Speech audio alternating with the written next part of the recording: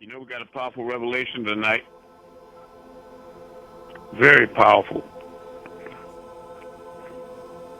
Yes, it is, and it's serious. I want all of you to know that Nabab was right when he said years ago that we are living in the hereafter. But let's start the class off with the first spiritual experience. Who was that first spiritual experience? Let me see. Over here. Earlier today, this morning, I was reading, I was reading something in the Holy Tablet that the Messiah had posted in one of our classes. I think it was chapter 6, tablet 7, verse 84 through 128 or so. I forget the verse 84. Anyway, it was speaking about the month of Shaban, and it sparked my curiosity because back in the day, when I was coming through the school of Islam, I had heard something about the month of Shaban being associated with Ramadan. And then there were a lot of specifics listed there that Muslims go through. And my question is, are we under that jurisdiction? No. Okay. Islam was a religious school like Christianity or Buddhism. Okay. It's not right knowledge. That's not a religion. Right knowledge is a way of life. All right. Thank you for that. And it doesn't observe pagan holidays. First spiritual experience, or what is that next question?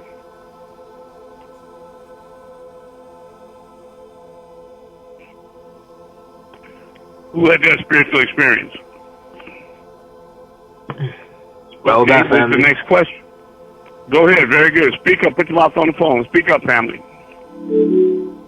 I was just saying, Rahul back. It's Katat. Hey, I'm glad you're here. Bless your soul, son. All right. Did you get that? Did you get that email from the brother yet that put the donation on CashApp? No, I haven't gotten it yet because I still can't get into CashApp until I get back to land. Oh, till you get back to land or closer to land? Until I get back to land. Okay.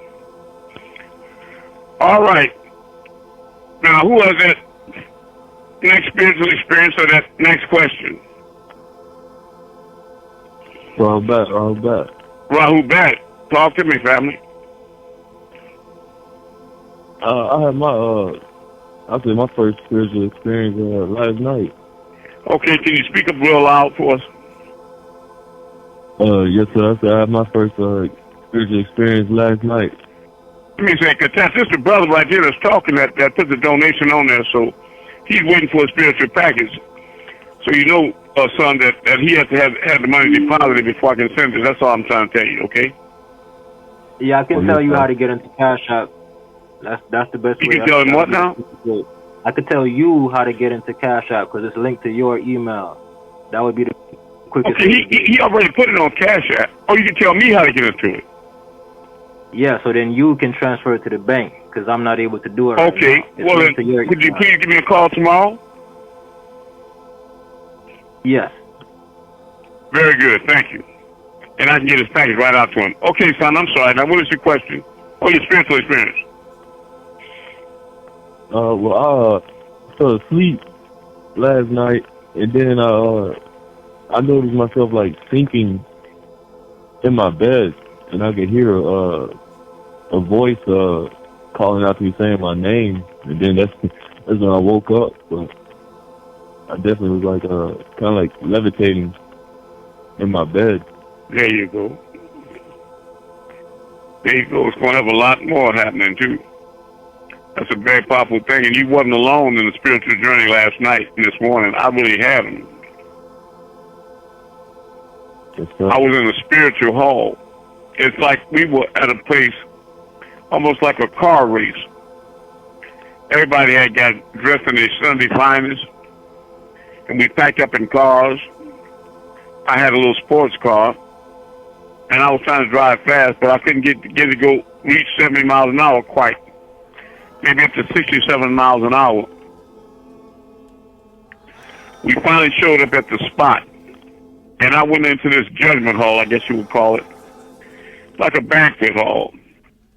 And people I knew were sitting around the table with a white cloth. Excellent embroidery, fine embroidery for royalty.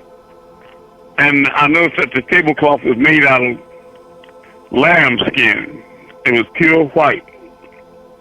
And the people who were sitting around were there for me to judge whether they were good or bad.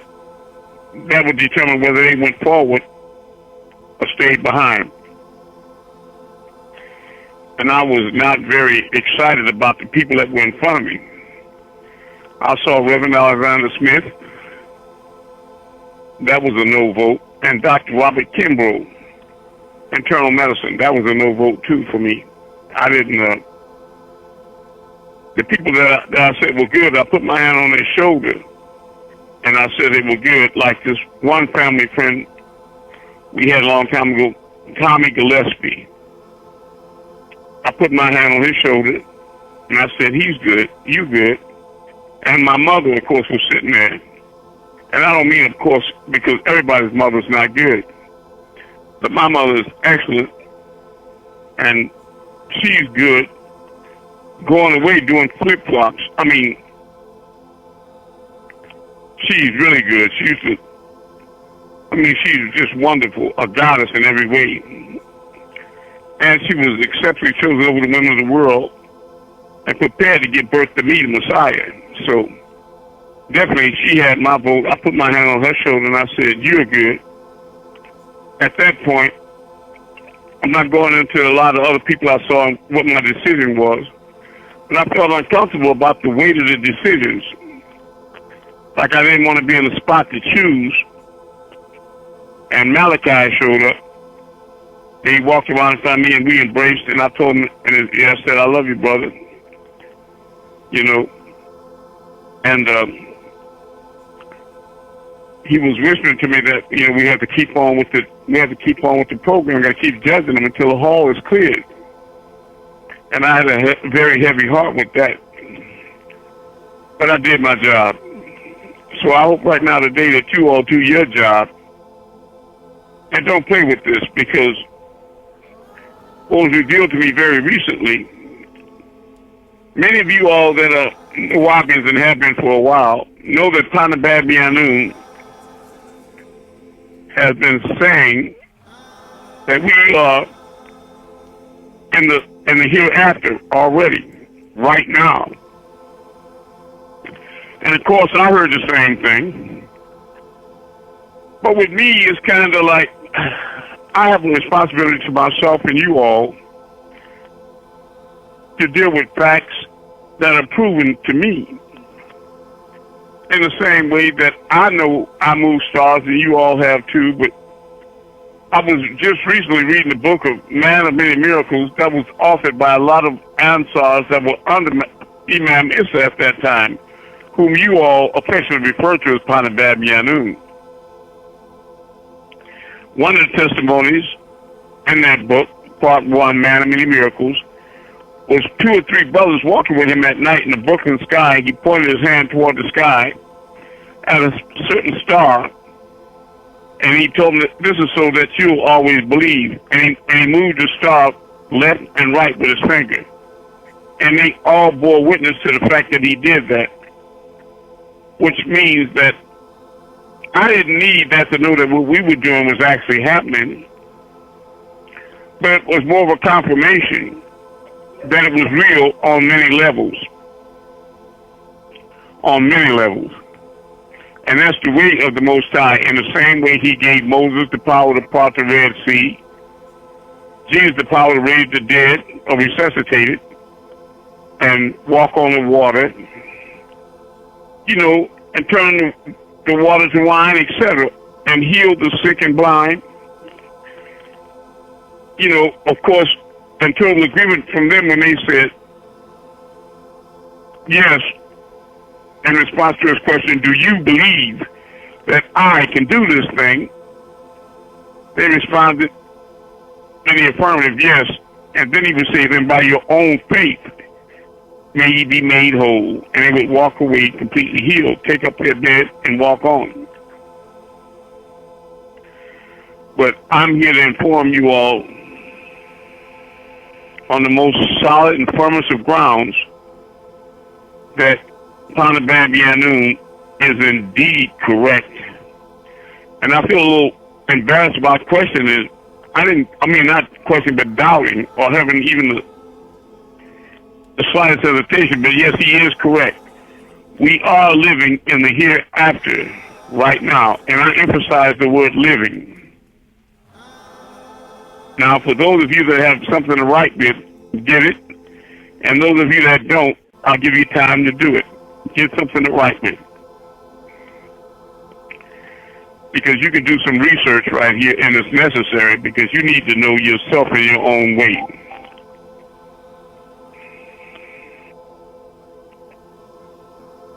All right? How many of you have something to write with now? I do. I do. All right. Then you want to Google birth date of the Prophet Mustafa Muhammad al-Amin, the Prophet Muhammad. When was he born? And what year did he ascend or die? He was born in 570 A.D. and his mission was 62 years long, even after he had been poisoned by his first and eldest wife, Khadijah. The poison didn't immediately act on him to the point that it killed him, but he was suffering during the last years of his mission, and he finally succumbed to the poison at the age of 62. He was taken up after his mission was completed, like all of the prophets and messiahs before him. And you can research, Google King James, prophets taken up, and you're going to see that all the prophets sent by the Most High were indeed taken up. How many of you here are paying attention and can tell me now what year I was taken up in as Ahmed? Voice off loud and clear. 3/26/13 at age 62. Who else knows that? Yes, that's correct. 3/26/13. Okay, so what year was it again? I'm wondering why the people that know are not speaking, because I know how many of you know. Let me put my hand on your shoulder. 2013. That's right, 3/26/13. 2013, March 26th, I was taken up. Now, nobody else still knew that? I want you to know that silence has its consequences in the hall of judgment. So I suggest you find your tongue. I said it and proved this. 2013. Hold up, I know. Go ahead. Hotep, what year was I taken up?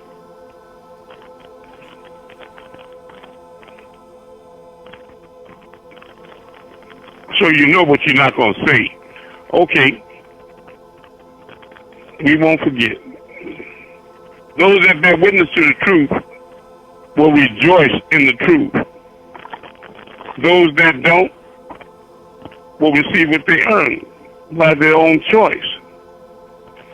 Yes, I was taken up in a vortex along with Nabab Yanun in 2013. And he put out a class called, and you can look this up, Dr. Malachi Z. York, Outformation class. And that was 7/24 2013, he put out that class where he told everybody about him being taken up in 2013. He put his class out 7/24/2013, and I put my class out sometime in 2013 prior to him, before him. So it's not like I copied what he said because I said it first. But he bore witness to the same thing.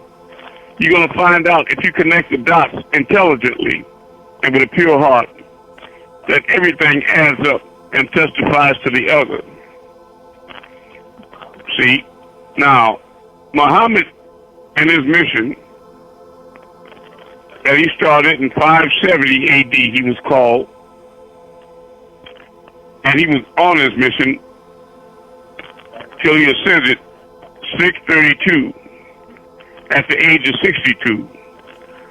Those of you that know I am Ahmed Muhammad, that's one of the entities that came through me in this incarnation. I was born at Charity Hospital in New Orleans, Louisiana, at the stroke of midnight during the height of a thunderstorm, May 31st, 1951. I was born in 1951. And I stayed on the mission faithfully as Ahmed. And I was taken up when my mission ended 3/26/2013. So if you add 1951 to 2013, you'll see how many years that is. So somebody needs to write that out right now. How old was I when I was taken up? In 2013, I was born 1951. Do the math. Don't be mentally lazy. 3,964. 3,000. I was born in 1951. And I was taken up in 2013. 62. Say it again louder, sister. 62. 62, that's exactly right. I was 62 again when I was taken up this time. And sister repeats itself, this is cyclical. Just like the Prophet Muhammad, peace and blessings of Most High be upon him, sallallahu alayhi wa sallam, I too was 62 years old this time, taken up. So we have established that I am Ahmed, your holy tablets, your scriptures, your NGO, everything will prove that the actual facts, the pots are right. And of course, my personal life experiences and many of yours. But more important than that is that 2013 was the beginning. Well, it wasn't the beginning of the mission, but it also introduced us, me, and you all, the world, into the reality that it was time for the mission of Amun-Rayay, the Messiah, the next level. Howbeit, the NGO tells you that I was incarnated into the world in the year 2007 as Joshua HaMashiach, or Jesus the Messiah. But what you have to understand about these things is, just for example, just because you're Moses, the return of Moses, for example, that could be a fact. Moses, as a spiritual, etheric, and soulful entity, could be implanted inside of one of the cells in your physical form until a specific time for him to come forward and begin his mission outwardly, while he's getting many things done in the etheric realm, and you don't know it. Only the Most High knows the time. But I want you all to think about that. Panabab Yanun is right. And I'm telling you right and true. We are living in the hereafter right now. That's a fact. But you have to ask yourself, what does that mean for me? Because you too are living in the hereafter. Many of you all have been sensing as of late that there are many subtle and dramatic changes in what you call reality. Things are just not quite what they used to be, are they? And you can tell that things that they're not. That's right. And you can tell that things are different. Even inside your own being, you feel differently. You don't feel the same. Especially you all walking with me. Because heavy is the head that wears the crown. Now all of you are sometimes faltering under the weight of the responsibility of the positions that you've been jettisoned into as belonging to the army of the Most High. Some of you have wobbling knees under the weight of your crown. Am I worthy? Am I smart enough? Am I good enough? Of course, the answer is obvious. Since you are chosen, the answer is yes to all those questions. So you need to stop playing with yourself and get to work. That's what you need to do. Don't tug on the cape or spit in the wind. You've been offered one dignified and noble last chance to grab that golden ring and swing up or ascend up higher than you were when you dropped down. That's all winning, all good. So I suggest you put your egos to the side. They're false anyway. And let your real self, your immortal, timeless self, your righteous self, your divine love self, your truthful self, and I don't mean the snake-eyed truth, I mean the real reality, come forward. Right? Right. Now, who has questions about what I just said? Or any other thing? Christian, I know you had a lot of questions. Yes, sir. If you could speak louder, because you got to understand, these connections are kind of weak because they don't really want us to hear one another or understand one another. So you have to make an effort to be clear and loud enough for us to hear and clear enough for us to understand. Go ahead.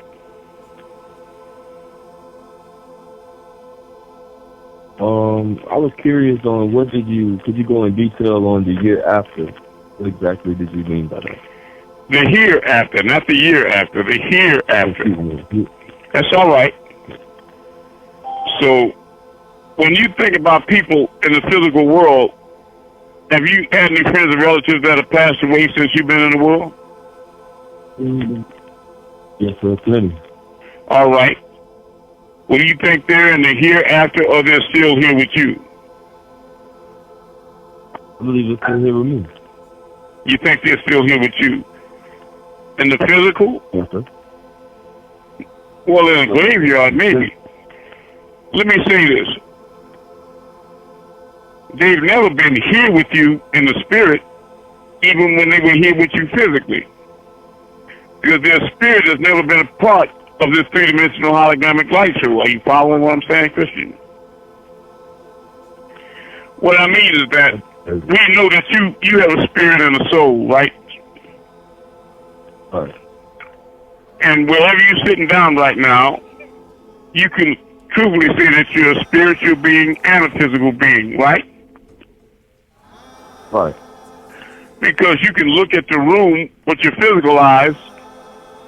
That proves that you're a physical being, but you can close your eyes and still see the room with your mind's eye if you want, right? Correct. So the question remains, If we were in the room with you right now, could we see and touch your physical form? Yes or no? No. Yes, we could. We could touch your physical form, your body. Right? We can see that and touch it, can't we? Obviously, yes, sir. Yes, sir. Yes, sir. Okay. But what about your spiritual being? Can we see that and touch that with our hands? No, sir, not necessarily. That's why we couldn't. Well, we just confirmed that your spiritual body is also in the room with your physical body. In fact, they're occupying the same space at the same time, simply vibrating on different frequencies.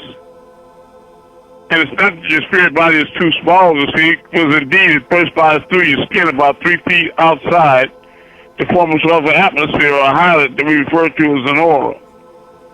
So it is indeed big enough to see in a spatial proximity sense. But because it's vibrating faster than its frequency, we can't detect it with our physical vision or with our physical touch. So when those people that you say were friends to loved ones, they died physically, we know that their body was cremated or either embalmed and placed in a grave in the ground, right? Right. And then probably by now they're either ashes or disintegrated by the worm, right? Right. So again, do you think that they're here with us now, or that their essence is in the hereafter? The essence is in the hereafter. That's right. Because the part of them that's spiritual, etheric, and soulful was not a part of this realm and didn't taste of death. I had a vision not too long ago, Christian, very clear, and it affected me on many deep levels. But I saw myself in a familiar suit laying down in repose inside of a coffin. Shiny face, you know. But I also saw myself as an angelic or etheric being, clear as day, sitting at the foot of that coffin with with his back turned to me. He had on a white gown, a jalabia, and kind of a mid-range afro with curly hair. Not a real thin person, but not overweight. I was sitting there with my back turned, real peaceful, as if I was waiting for something. And I understand what that is now. You see, what was revealed to me in the hall of judgment is that none of us, including me, or Yanu, none of us can ascend or make it out of this hell until we completely purge ourselves of evil or negative thoughts of revenge, jealousy, or we're owed something, you know, dissatisfaction in any form. All these negative thoughts about how they abuse me and I'm going to get them back and this and that and the other, or I'm going to get mine. They'll let go of that shit because it's going to hold you here. All that pointing finger blaming everybody else, you better learn to forgive your brothers and sisters, even if you imagine they're wrong and it's really you that's wrong. Don't even judge yourself too harshly. That can hold you here because you could deem yourself unworthy. Don't judge. Only God sits that high. Don't make judgments about people. And do unto your brother and your sister as you would, they would do unto you. Because in fact, you are your brother and your sister. You're more than just their keeper.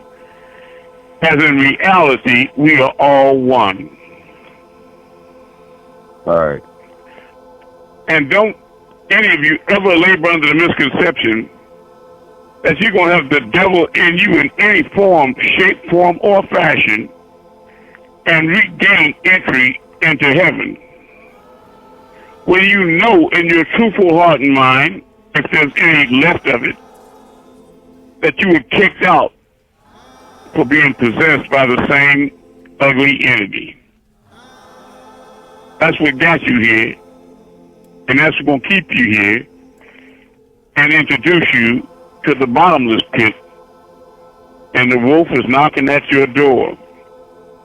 Now, I know there are a lot of demons that think of themselves like the Queen of England. I sit a queen and nothing will touch me and this, that, and the other, all that bravado. But let me introduce you to the reality of the ways of the Most High. You notice when you drive around whatever city you're in, you see on the black side of town a lot of signs of pain and suffering and loss and inadequacy and poverty, etc. When you go on across the tracks to the white side of town, whatever city you're in, you start seeing manicured lawns and there's even more beautiful homes and serene backdrops, and it's quiet there. And even what you don't see is even more telling. You don't see cemeteries. You don't see police force or police presence. You don't see pawn shops. You don't see liquor stores. You don't see vagrants walking around pushing buggies and with duffel bags on their back with all their worldly possessions. You don't see tennis shoes thrown over the telephone lines and crackheads and crack dealers on every corner. You don't see it. You don't see trash all up and down the street. Now, is that because the Most High has judged or adjudicated that these people are clean and good and righteous and they're doing things the right way? Or do you think he knows what they are and how filthy they are inside and how wrong and evil they are? Do you think he knows that? Yes, he already knows. Yeah, he knows that. But right here in this physical reality, he doesn't care about them. Have you ever had a childhood friend where that you playing and the street lights come on and they talk about, you got to go home, your mom and daddy calling you? And they say, I can stay as long as I want, this, that, and the other. And they think they brag, you sound like they bragging and you missing out on something. When in reality, the reason they can stay out as long as they want because their mom and daddy don't give a goddamn where they at. All right. Do you understand? Don't give a goddamn about them. Don't care if they come home or not. That's what it is with the modern day devil. The Most High don't give a goddamn about them. He lets them stay out and play until the time is up. And then all their judgment comes in 1 hour, like with the Queen. 9/11. So don't worry about the relationship that Satan has with the Most High. He makes it look as though they're getting away with it, like Donald Trump. And Supreme Court, those are demons too. And all the devils always cloak for other demons, you know that. At the worst, they justify what devils do, and subliminally, they don't bring it up. They hush it, like Donald Trump's hush money case. But they don't never testify that the devil is wrong openly, unless they're trying to trick you into believing that they're not a devil. Because even when they do right, it's for the wrong damn reasons. You see, if they bomb in one village, if they're giving them milk in one village, you can believe they bomb in the next. But they're only going to show you openly where they're giving the milk out. You understand? Yes, sir. So don't take the devil seeming to get away with it as a sign that hell is not waiting for them, and it's severe enough to supersede the evil thoughts and deeds that they perpetrate right here on earth. And even silence could be consent to the devil. But he will snatch their heart out and their spine with it. In a spiritual sense, they don't get away with a thing.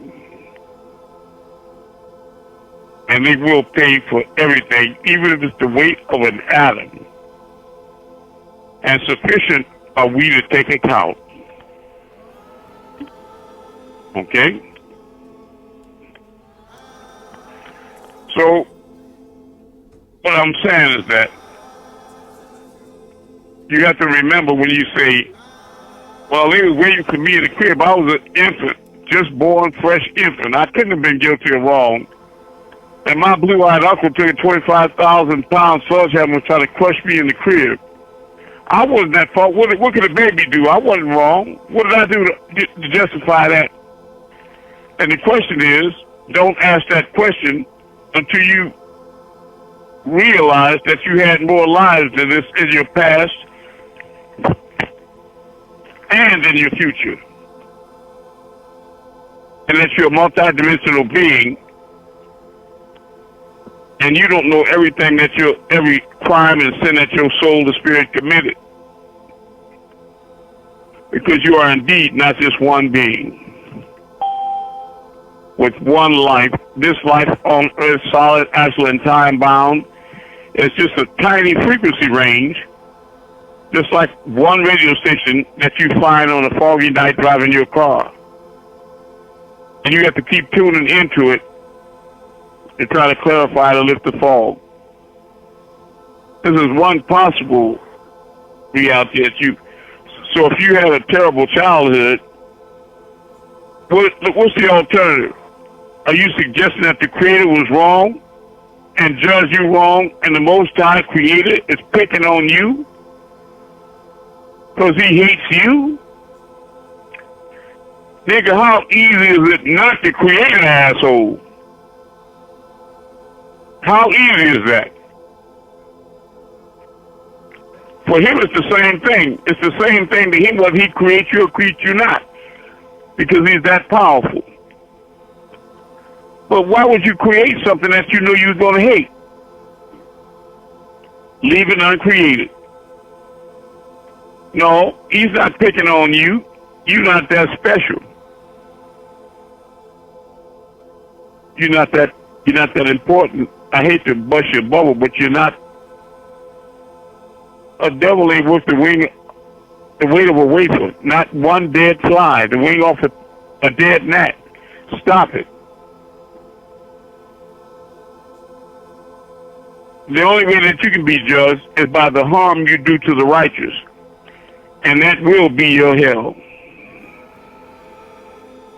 That will be your hell. Because He does love them. You were taught in many schools that two things you do for the Most High's sake: love and hate for the Most High's sake.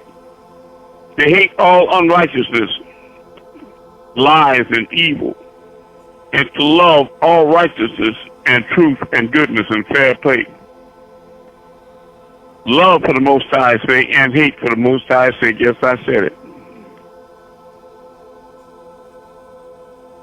So you know that you should hate a being like Donald Trump or any adherents thereof. Anybody that follows that train of thought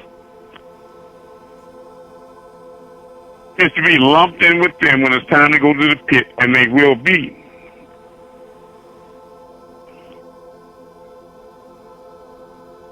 Now, what kind of questions have we generated? That was a good question, Christian. What are your other questions?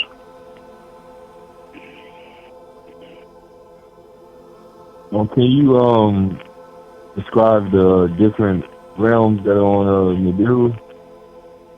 Yeah, some of them I can go through tonight. You have the north and the south, or upper and the lower reality on the Bureau, where it's split, I guess you could say, in half. And that the ones in the south, in the north, are like mammalian humanoid beings. And then you have a half of them in the colder parts that are reptilian. And they always complain about the temperature. Like an old black Mississippi ass nigga. They got on full long johns when it's 100 degrees outside, big flannel shirts, big heavy denim flats with suspenders on, and big damn boots, a jacket and a goddamn hat. And he's still in the house with the heater on full blast, leaning against the wall with his hands behind his back, rocking, talking about how cold it is in here. You black reptile, you. Cold-blooded snake. And people can't even catch their breath, stifled by the heat. You can see it coming up in waves. The paint is cracking on the wall. And this black bastard talking about how chilly it is. Everybody know them. Don't you remember those people? Yes, sir. They never get warm, do they? Oh, sorry. They got on full clothes in the summertime. Sometimes you have to ask them, damn, brother, sister, you out here with all that on and all this heat? And they always got something to say, right? It's a little breeze out here. Or I'm just carrying it just in case, but I didn't want to carry it on. I'm just putting it on because I don't want to carry it. Because the weather might change. And they always got some kind of words for you, right? It's like, nigga, it's too hot out here for all that shit. What's wrong with you? Are you a reptile? Let's get to the point. So, you have to understand, the way Most High works is that it might appear that some of you have been singled out and punished unjustly. But revolt not at the chastising of a father. What do I mean?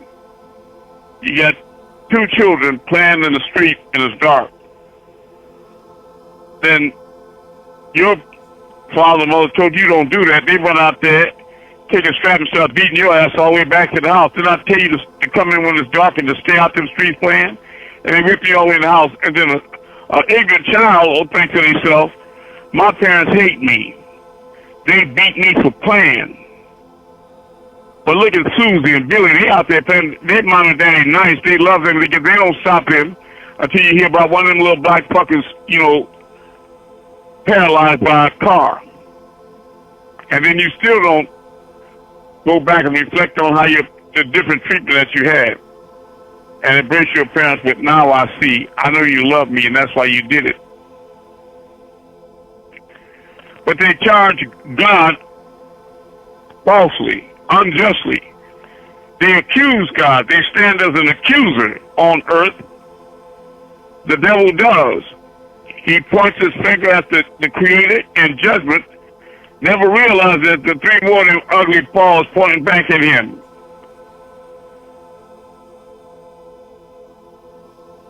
Be careful. Devil. Don't be quick to judge the Most High or those he sent. Amanati bilahi wa malaikati wa katabihi wa rusulihi wa yawmi al-qiyamah. Make no distinction between my messengers and my angels and my scriptures. They were all sent from me.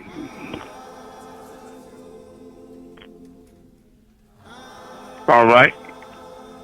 Who has that next question?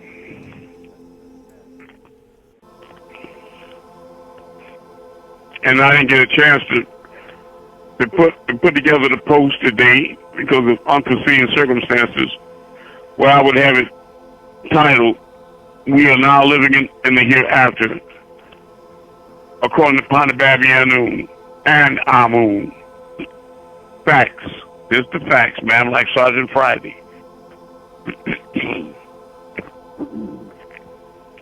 All right, who has some questions about the hereafter or anything else? I have a question. I'll do my best. If you speak up, please. My question is, the beings that have come here as light workers and star seeds to help raise the frequency for us to make the ascension with Mother Gaia, the planet Earth? Are they Okay, now let me in see. human form? Let me see. When I ask you all to stop, go keep up. Please put your mouth on the phone and talk louder and clearer so we can understand, not only hear you, but understand every single word you say, okay, family? Try it again, sister. I want to understand what you're saying. I don't want to try to answer a question I don't really understand. You hear me? Yes, Amun. Just put more strength into your voice. The light workers and star seeds that have come to Earth in order for us to make the ascension with the planet. Are they your voice going down again? Go ahead. Are they in bodily form? How did they come? Yes, to the many planet? of them are. Many of them are. And these star children you're talking about are right here with us. Because when you search out the planet, Amun, how many groups have you ran into on TV or in scripture or in libraries or in any form of media or word of mouth or in church where people are talking about the group of people that's moving stars? Where have you seen that on the planet? Nowhere. Nowhere. Well, that's not true. You see it somewhere. Where have you seen it?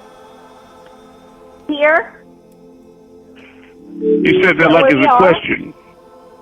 No, where we are. That's only right. where we are. Not outside. So we the only ones we are. so we the only ones moving stars, right? Yes. So we are the star people.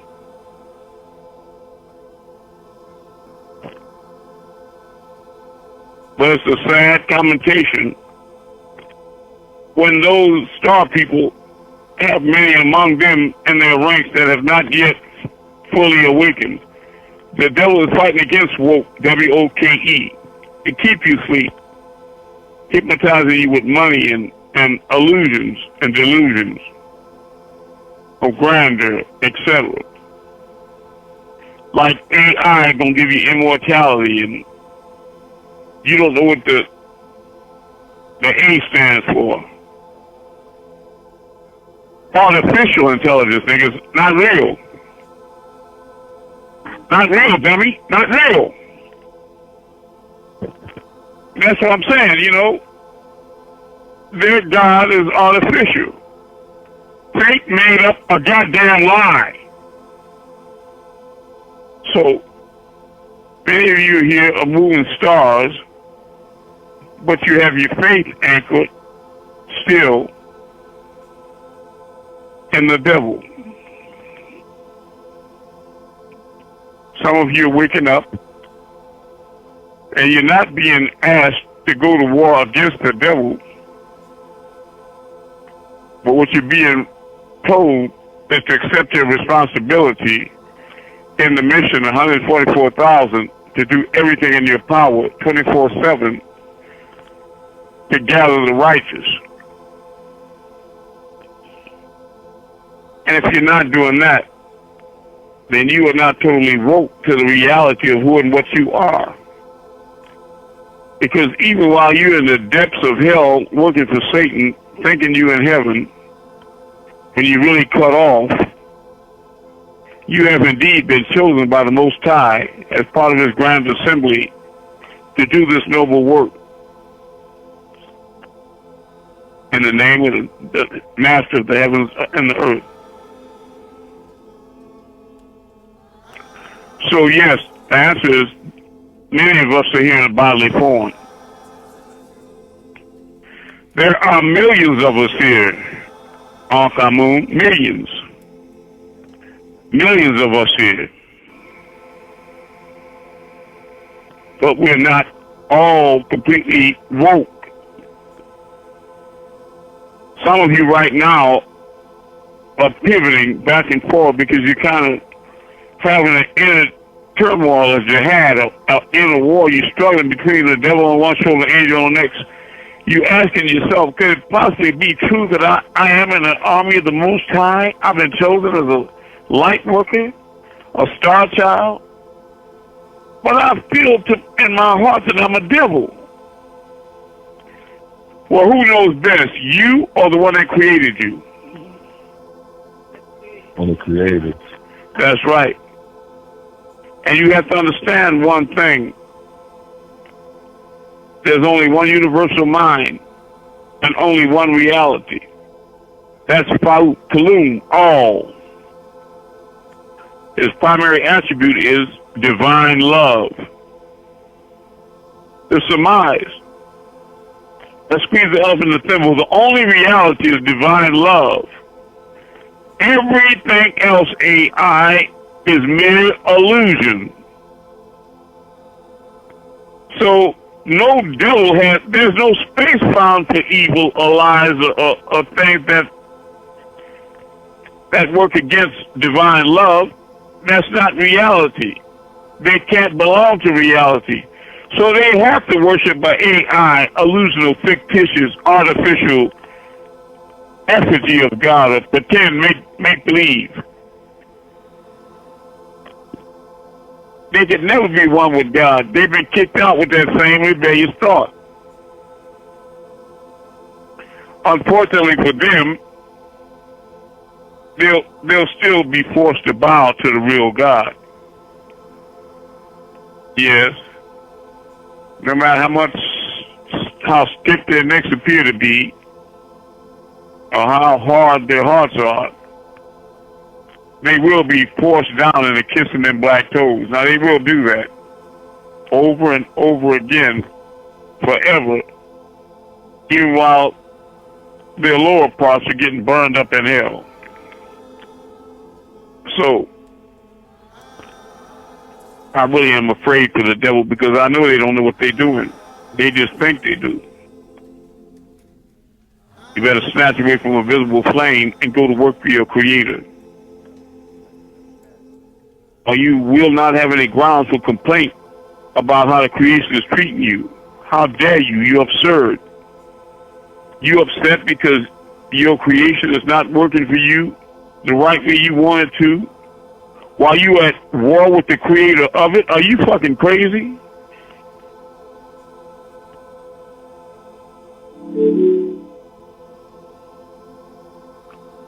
All right, next question, family. And if you sense I have a heightened sense of intensity tonight, I do. Because the subject is so heavy. It's so personal, you know. We're in the hereafter. And even me, I'm tentative, anxious. I'm afraid to look into it too deeply because of what the possible ramifications of that reality could be. For example, I was taken up 3 times at least, and I came back 3 times saying that I still had energy, I could still help you all. But could rebellion be interpreted as rebellion, regardless of how lofty your personal reasons for it are?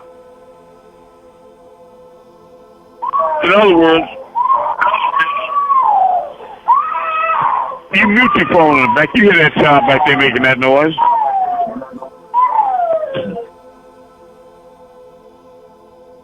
Why would you have that noise in the background like that? Unless you were the serpent seed. What I'm saying is that even if you're saying you're doing the wrong thing for the right reason, could that still be considered rebellion? You see what I mean? You see how easily you could deceive yourself and not worry about things like that? In other words, could I possibly be left behind with some of y'all? Because I'm saying that the reason I wanted to cut short my ascension is to come back with y'all to help y'all ascend. Will that bullshit fly in heaven? I wonder.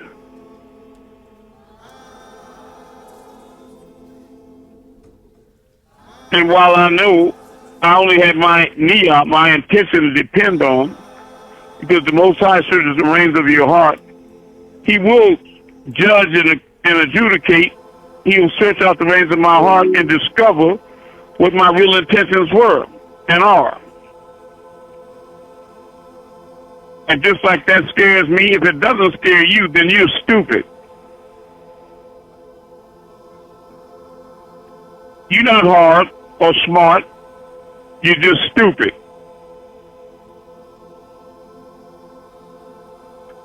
All right, next question. I have one. I'll do my very best.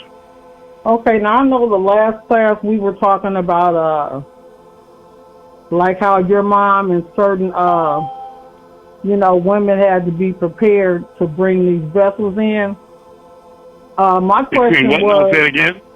Had to be prepared. Wait a minute. I was saying that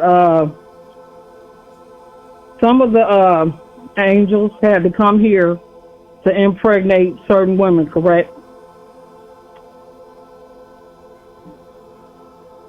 Did you hear me? Wait a minute, please, sis. All right, I'm back. I'm sorry. Go ahead. My phone came disconnected. Now say it again. Okay, I was asking about some of the women that had to come here, and they had to be specially made in order to get with some of the angels and for the angels to impregnate them. And my question was, I know you said that Gabriel was one, but how many other angels, or were there any other angels that were used for that purpose as well? Yes. But Gabriel's the only one that I heard of that gave birth to the righteous.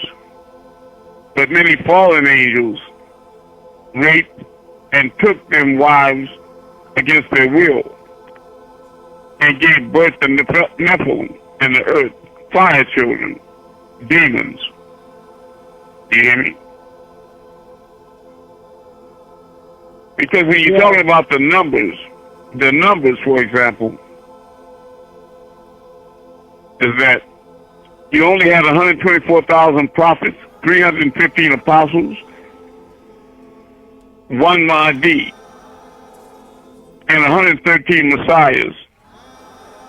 And the duration of this experience you call Earth. But you had 2 falls of the fallen angels. The first was the first war in heaven with Azazel. And 1/3 of the angels were defeated. And I know because I'm the one that cut Azazel's head off. Tanush. I cut his head off, but not before there was an Anunnaki female sitting under a tree that was very disagreeable and evil herself, and Tanush raped her before I took his head, and she gave birth to Simjaza, or the son of Tanush, who was a much weaker demon, but he got 200 to follow him down in the second battle. They incarnated in many star systems. The one that comes to mind most is the Orion Project. And many of them descended into the earth plane in antiquity and raped earth women and gave birth to these evil, wicked seed. That's why we find it necessary to have an intergalactic call to have not dozens, but millions of light workers coming to the earth now to do war with these filthy things. The seed of Satan. Fire children in the earth. They're the ones with all the piercings and tattoos and the green hair. The one you used to call Snake in school. The bride was always fighting everybody, popping gum, stealing, having sex with everybody, even your man. Snake was the bully, intimidating people. He would stab people in the back with a knife. And he didn't care about being kicked out of school because he wasn't brave, but he didn't give a damn about school. He wasn't trying to learn. He was ignorant anyway. He was just a devil. You know the fire children that was in your neighborhood. Always starting trouble. The bad kids. In your family, you had fire children. Always doing the ugly things. And sometimes you might have to look in the mirror and see one of the fire children if you're really true. And know in your heart that it's not too late for you because I came here to save you. Why was Jesus sent to earth? Many of you in the Christian faith have seen the picture of Jesus dropping down into the pits of hell, into Hades, with one leg pointing down and another one kind of pulled up in the knee while he descended like that, dressed in white, down into the pit. You know you saw that picture. That was me dropping down into hell with the devil to pull you motherfuckers up out the pit.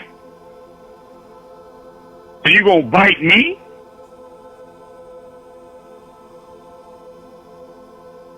Go ahead and prove it. Prove you belong there. Make me drop you. That's not what I want. I went through a lot of hell to get down here in hell with you to get you out of here. Work with me. Because I'm telling you, the Most High is right. There is no way to the Father except through the Son. Don't nobody else give a damn about yourself because you done fucked up everybody else in creation and everything and you ever touched in creation, you spoiled it. They don't like you. You're rejected and cast out. They don't want you. Only me. I'm here to try to give you another chance. And I have the authority and power to do it if you work with me. Hi, Amun. Keep on, Can you hear me? Yes, I can. Oh, good. I've had a lot of trouble. I'm okay. I was in class, but you couldn't hear me, so I cut off to rejoin, and I couldn't get in for a long while. All the numbers were off, so I kept trying.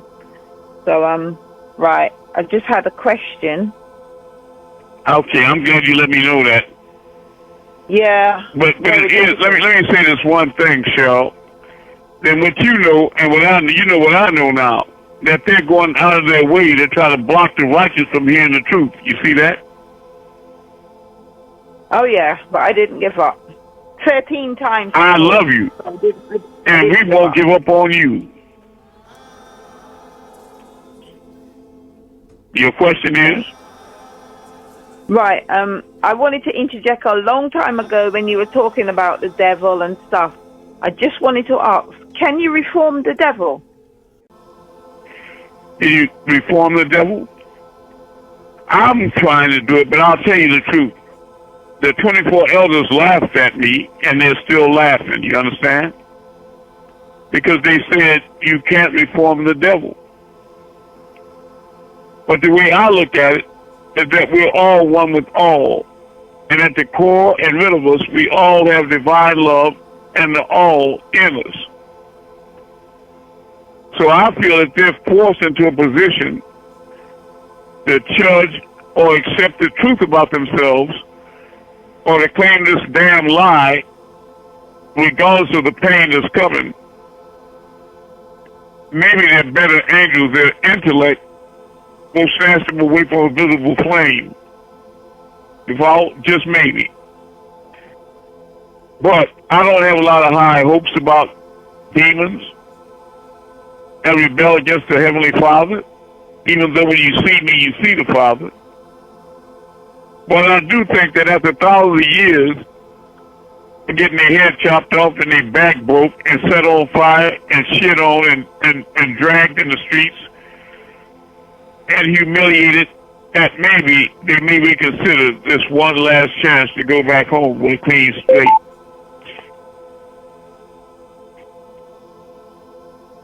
I know that was a roundabout way of answering your question. But I don't ever want to say, Cheryl, I don't ever want to say that anybody is beyond redemption. Do you understand? Yes, I understand. Because it's not what I really believe. And I know it's a lot of assholes that's dangerously close. You understand? I'm not trying to blow to Trump, but I know they out there. It's some hellish, rebellious ass. You talking about no good in their flesh, no good thing, period, in their flesh. I know. And to them, they won't make it. But I hope their hold on the others is not strong enough to keep some of them from returning with you and me, Cheryl, back to heaven. Yeah, me too. I don't even care if it's only 9 of them. It's better than billions of them going to hell. The Creator said, if you save one soul, it's the same to him as if you had saved the entire human race. If you destroy one soul, it's the same to him as if you had destroyed the entire human race. So he puts a lot of value on the individual, or the illusory individual, when indeed we are all one. But your point is well taken. According to the CashApp records, the CashApp records, the devil is irredeemable.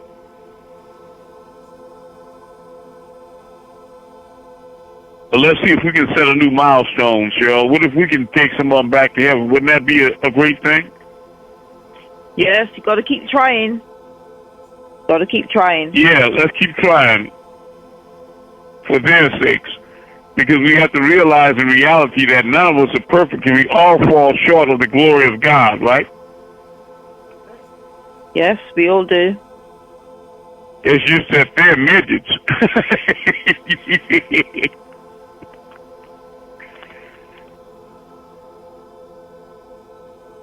Okay, I have another question. I'll do my best. So, in last week's class, you were talking about methane and ammonia being on the moon Titan for the reptilian species. Yeah, well, I was talking about the atmosphere of Jupiter, of Saturn and Jupiter, the gas giants, are basically methane and ammonia. Yeah, yeah. So, when we use things like ammonia, say like in bleach and those sort of things in the house and cleaning and whatnot, and we use, because bleach is quite strong in ammonia, do we invoke those kind of spirits? No, I don't think that. But you can light incense in your home and create an atmosphere that invokes seraphim into your home, because they live in a kind of a misty spiritual place, right? To invoke evil spirits, you need a bad attitude, a negative energy. You follow? Hateful thoughts. Right. Jealousy, envy, all those things. Thinking of theft or hurting somebody, violence, that's what attracts them into the atmosphere. Right, okay. It won't be so much smells like ammonia and bleach, because if they're not in the physical form, they can't smell it anyway in the spirit. Are you following me? Right, okay. That was just a belief or something that you thought that might happen. So yeah, it's not really real.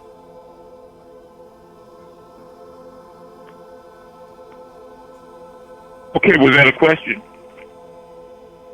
No, that was just a comment. That's just a comment. That's okay. Yeah. Okay, can I hear it anyway?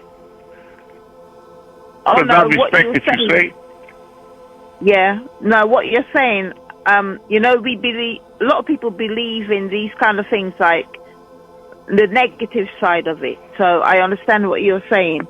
So it's really not, unless you're into the negative zone or the negative thoughts, it's not going to really affect you. Right. Right. But that's the devil has put out these thoughts into humanity and propagated on mass scale to try to get people to fear and imagine negative things, to generate even more mass psychosis and negative energy to attract more devils into the atmosphere. You follow me? Yeah. In other words, you don't have to have a lot of snakes around to frighten people. You just have to plant the seed in their mind that there's snakes around. Yes. And the same fear of snakes will result in attracting the evil. Because the fear is part of their reality. That's like loot. It's a food that they can consume. That's why the devil creates so many wars. Because the fear and death is like a feeding frenzy, like piranha.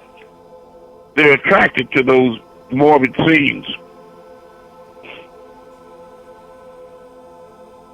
And they feed on that. Even physical extraterrestrials like grays and reptiles, they come in crafts and abduct soldiers because when they go into boot camp, they bring them into prime health and purify them and cleanse them and make them muscular and no fat meat. Now, you know what I mean? They make them good table food. Primates. Good steaks and what have you. Things to really eat on the MEN menu.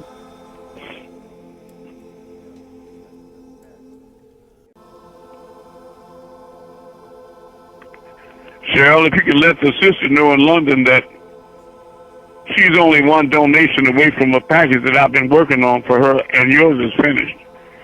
But these packages are really something special, you know. Okay, mine won't be too long now. Just sorting some stuff. I love you. Let her know too. Okay, guys? Yeah, will do. Rahubat, brother, what can I do for you? What is the best way to meditate, and like, what is a great time like during the day? Any time is a great time to meditate, but the conditions that you meditate under are important. If it's possible, you should cut out a space in your domain where you can have, even if it's just a corner, if you can't have a closet or a room, set aside a space for your altar where you can get there and get comfortable. If it's laying on your back or sitting in a chair with your spine straight, totally relaxed, and take 7 deep breaths. And once you master the art of meditation and visualization, a master, for example, can do that in a crowded party with the music blasting and people drinking.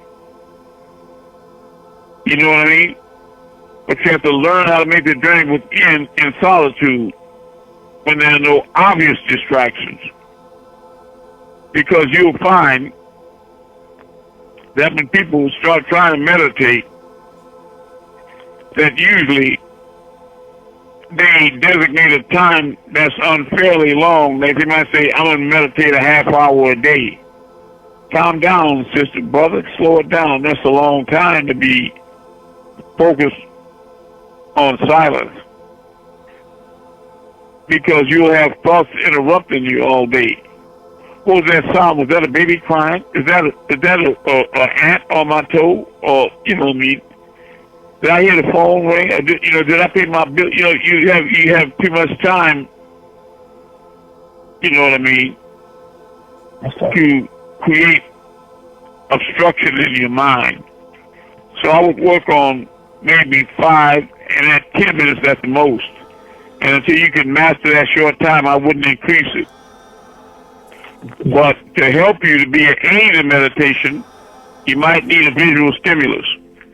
Like in many of my spiritual packages, I was sending brothers and sisters, I was buying these candles, battery-operated candles, that they can set up in their shrine or in the privacy of their room in the dark, get a comfortable chair, and light that battery-operated candle because I didn't want a fire in their house where if they relax so much they fall asleep, they could possibly set the house on fire.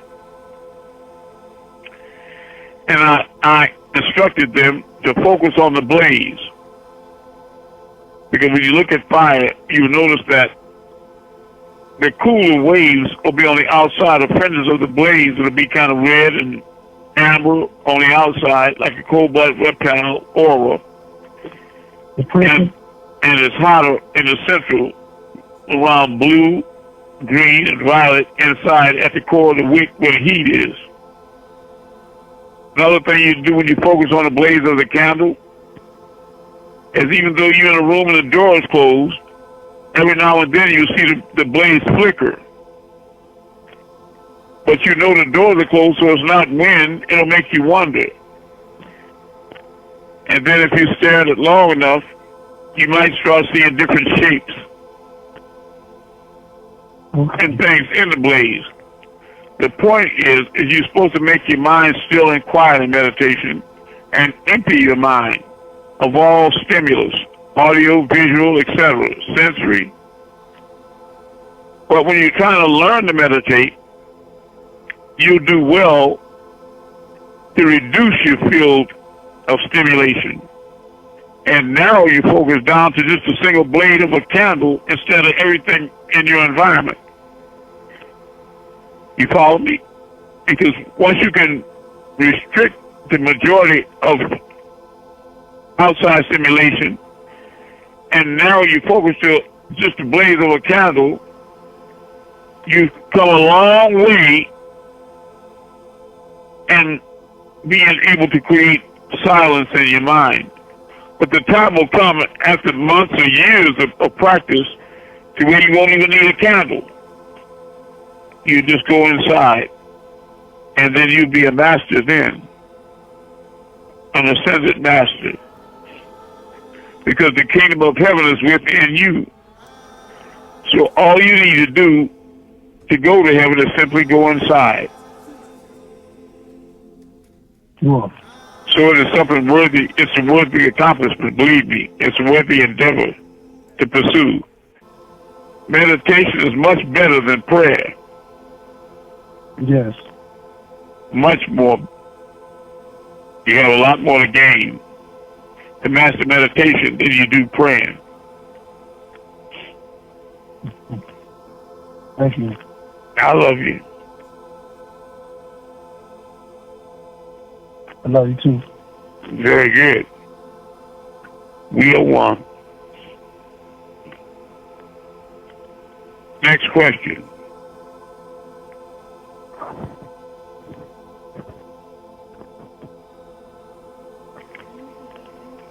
Well, I have a question.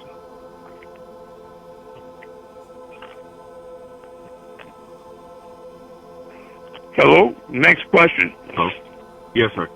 Okay. Why? For some reason, I don't know why this is great. I called Hey, you, brother, and I was wait a trying minute, my brother. Beloved brother, could you, I know you're in London, but can you speak, and I'm not implying the distance across the water, but your voice is real small here and almost inaudible.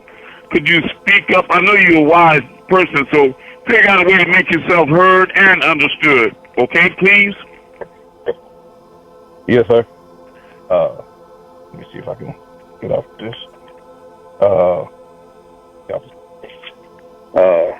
Now I was trying to see, for some reason, can you hear me better now? Yes. Okay. Well, for some reason, I feel like that, it's odd that, I feel like people, like somebody lived my life before me to a certain extent, I guess. So it seems like people expect me to do something or say something to them, while they in my presence, and if I don't, they act funny or it's like something going on and they just get mad. Why is that? I don't know. It seems like it's something. If they expect me to say something, did you say that? Did you say originally that you thought that people thought that you lived the same life before somehow? That they lived your life before? Like they I feel like somebody must have, because it's like they expect me to do something and say something, and if I don't, they kind of get mad or have a. Okay, well, you got to understand, at the base of it is you always return to the base. At the base reality, the Planck level, we're all one. And indeed, we are all sharing the same experiences. You follow me? Well, at the flip side of that, you know that the system down here in hell is run by the devil. And they have certain protocol in hell even, you know? Right. For example, they'll put out the thought nobody should be a tattletale or a snitch. So that you grow up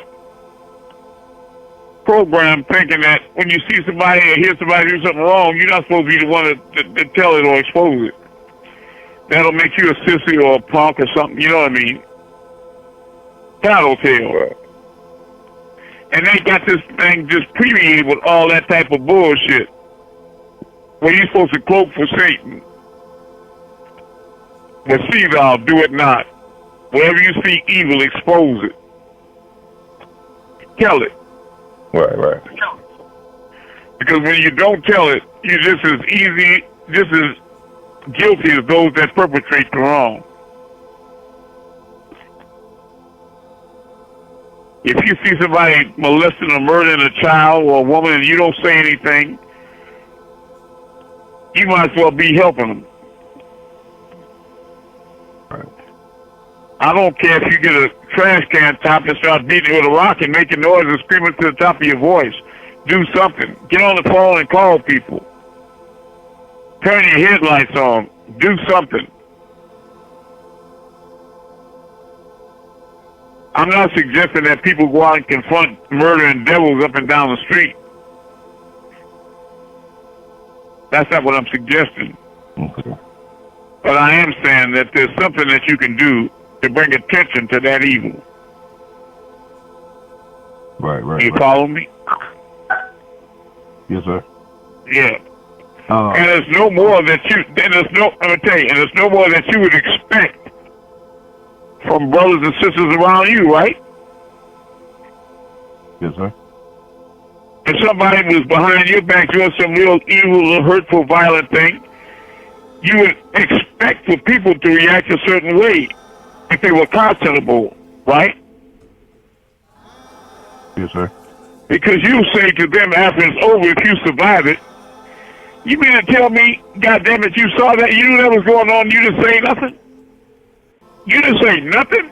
You didn't do nothing? You just watched that? You damn... Get out of my face. They'll be mad with you, don't you see what I mean? Yes, sir. I mean, you'll be mad with them, you follow what I'm saying? Yes, sir. It's because people have an established protocol in their mind about how things that should be and how people should react to certain events, you follow me? Mm-hmm. And they're not always right. They're not always right. But they always act like they're right anyway, you hear me? Yes, sir. I mean, if you're in a school environment with 2,000 students and a bad boy named Billy does something real terrible, all the students, like the police, they have a code, a blue code, where they all be quiet, right? Nobody says nothing, but out of the whole school, you go tell the principal what he did, then everybody in school might turn on you like you the devil, you understand? Yeah, right. You broke the code to some kind of shit they got in their demon minds. The code is silence for devils. No matter how deeply the evil disturbs you, they feel you obligated to keep quiet about it because that's the devil's code. You understand? That's dumb. You have to go along to get along, right? Right. Don't fool with that blue wall or they'll get you. You got it? Mm-hmm. They'll shoot somebody and plant a pistol on you or something, you know what I'm saying? Mm-hmm. Like you the devil, and not the one that committed the original crime, you follow? And that thing is hard, that blue wall is hard to break because even in a ghetto, you got a code like that, where a crime is committed and then killed the old lady and stole her check. And you drive up and down the projects in a ghetto all day long, and no matter who you ask, I don't know. I didn't know. I didn't see that. I don't know. I don't know what happened. You know what I'm saying? And you know damn well that some people know. You understand? Yes, sir. Right? But they scared if they're the ones that tell it, that the whole community gonna turn on them. You follow? Not that they will believe it was right to bust Miss Henderson in the head and steal her check, but they feel it's wronger to tell on the ones that perpetrated the crime. And that's just kind of sick thinking that we're here now to move away from. Not to alleviate, but to leave them there with that. You hear me? I'm here to guide you all into the new heaven and the new earth, which would be the planet Risk, in a tri-solar system, in Ilium, or back into heaven. And get you all to help me recreate the stairway to heaven. Don't worry about the devil following. They can't follow. Because frequency is a range. And if it's an evil spirit, they can't ascend to the higher frequency ranges, don't you understand? That's why we should always fight them on the battlefield of the soul. You would never get rocks and tanks to try to fight the devil. I mean, you don't get rocks and bottles to try to throw at tanks to fight the devil. Because on the physical plane, that's his habitat, his domain, you follow? Yes, sir. Fight him on morality. Go ahead. I was saying, so do pain on your body, you gotta talk a lot louder than that. Women, brother, son, you have to talk a lot louder than that. Go ahead. So does pain in the body correlate with things going on wrong in your spirit body or on your spirit body, anything like that? Does your what in body coordinate? Your spirit? Yeah, does the pain on your body, on your physical body, correlate with something going wrong in on your spirit body? Does the physical pain in your body correlate with what's going on in the spirit body, or does the pain in your spiritual body correlate with what's going on in the physical body? Do I have one of those correct? Yeah, both, and vice versa. You know, does it correlate with whatever going on with your physical body? Does it correlate with what's going on in your the spiritual body, or that's Yeah, because what happens in the physical is all a reflection of what's going on in the spirit. Howbeit, while your spirit and body are one, they're still the same. I mean, they're separate entities, but they still are one on a certain level. But you have to know that you have a physical heart. In Arabic, we call it kalb, a muscle that pumps your blood. But you have an emotional heart in your spirit that people can wear down in slavery, or they can break your heart if it's a disobedient child or disrespectful child, even at a distance on the phone. Your child can say things to you that can break your heart 1,000 miles away. But they can't affect the one in your chest directly. But it can, as a residual result, after enough emotional heartbreak, it can begin to affect your physical heart and make it weaker or tired to give out. You follow? And there were people saying, that child worried that woman to death. You understand me?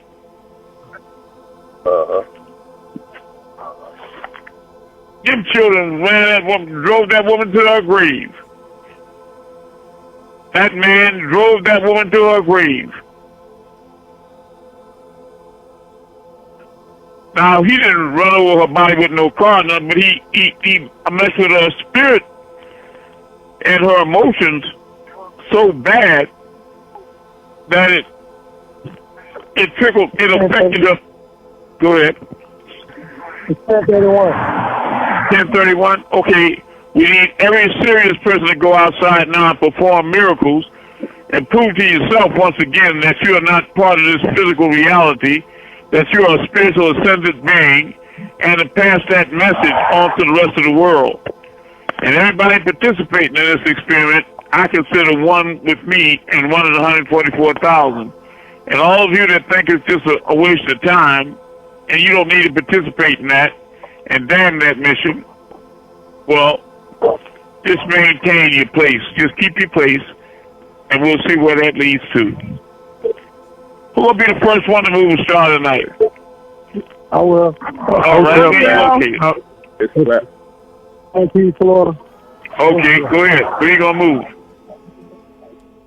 I want to move the whole creation. The whole creation, all right. Which way? Let's move the whole creation. Let's move the whole creation up in the name of the Messiah, Amun-Rayay. All creation. Moving up. Moving up. You see it moving up. All right. Moving up. All creation drop down in the name of the Messiah, Amun-Rayay. Dropping down. Yeah, that dropping down. A little bit. All creation go up and over to the right. And remember the Messiah, Amun-Rayay. He's going up and over. Up and over. All creation go back to the left in the name of the Messiah, Amun-Rayay. Oh, he's moving. Doing a little dance like. Yeah, it's stutter step. Moving a little dance. Dropping down something too. Ooh, I'm inside my room. I'm inside my room in the dark with my eyes closed, and I saw that. It's moving everywhere. All the creation go clockwise circle. Clockwise circle in the name of the Messiah, Amun-Rayay. All creation. It's going clockwise. Yeah, it's going up too. It's going up a little bit. Yeah, you know. Oh, hot Messiah. Yes. Sure. Next person, where are you going to move? This is Anukas. I want to move the star. All right, I see it. What you going to do with it? I'm going to move the star in the name of Amun. Raise up.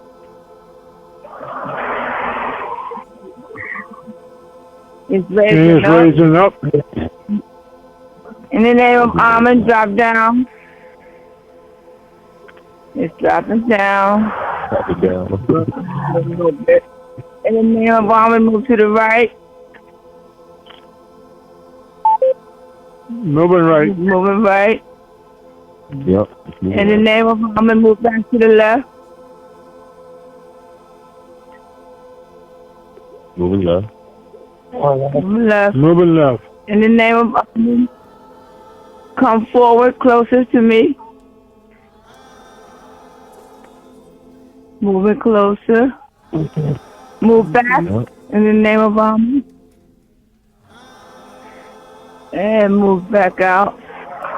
Go in a clockwise circle in the name of Amun.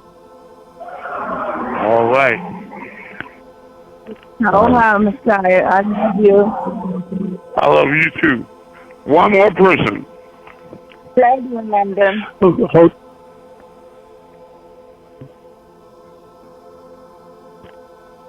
Did I hear London say something?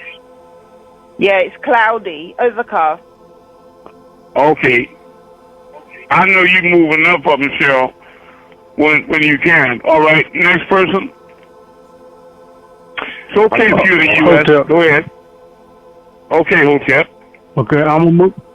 Okay, I'm gonna move star. In the name of Amun. I see it. Raise up. What? And it's moving, raising up. Stop in the name of Amun. Drop down. And it's dropping down.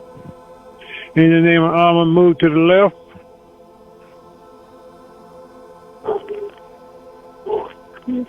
Doing a little dance, but yes. Stop. In the name of Amun, move back to the right.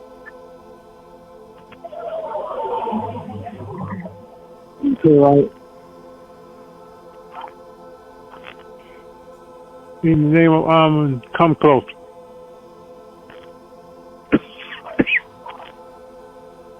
I'm closer. And it's coming closer.